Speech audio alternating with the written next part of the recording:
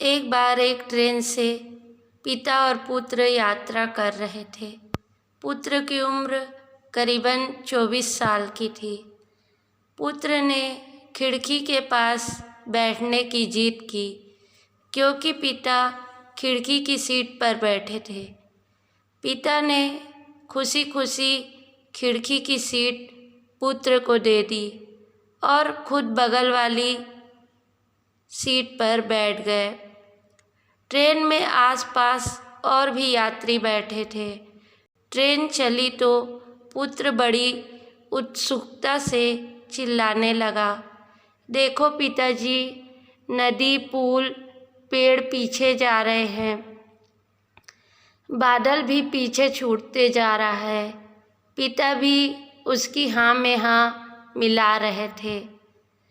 उसकी ऐसी हरकतें देखकर वहाँ बैठे यात्री को लगा, शायद इस लड़के को कोई दिमागी समस्या है, जिसके कारण वह ऐसी हरकत कर रहा है। पुत्र बहुत देर तक ऐसी अजीबोगरीब हरकत करता रहा। तभी पास बैठे एक यात्री ने पिता से पूछा कि आप अपने पुत्र को किसी अच्छे डॉक्टर को क्यों नहीं दिखाते, क्योंकि उसकी हरकत सामान्य नहीं है। हो सकता है कि कोई दिमागी बीमारी हो। उस यात्री की बात सुनकर पिता ने कहा, हम अभी डॉक्टर के पास से ही आ रहे हैं। पिता की बात सुनकर यात्री को आश्चर्य हुआ। पिता ने बताया कि मेरा पुत्र जन्म से ही अंधा था।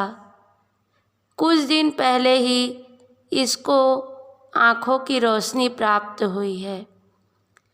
इसे किसी दूसरे की आँख लगाई गई है और जीवन में पहली बार यह दुनिया देख रहा है।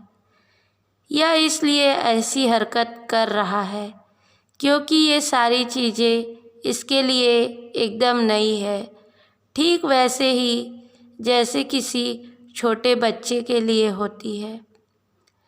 पिता की बात सुनकर अब आसपास बैठे लोगों को अपनी गलती का एहसास हुआ और उन्हें पुत्र के पिता से माफ़ी मांगनी पड़ी। दोस्तों, ज़िंदगी में हमें कई बार हम बिना सच्चाई जाने ही कुछ लोगों के प्रति अपनी एक राय बना लेते हैं, क्योंकि हम उसके बारे में वही सोचते हैं जो हमें दिखाई देता है। इसलिए किसी के बारे में राय बनाने से पहले हमें उसकी सच्चाई जान लेनी चाहिए, जिससे बाद में सच्चाई का पता लगने पर हमें शर्मिंदगी न उठानी पड़े।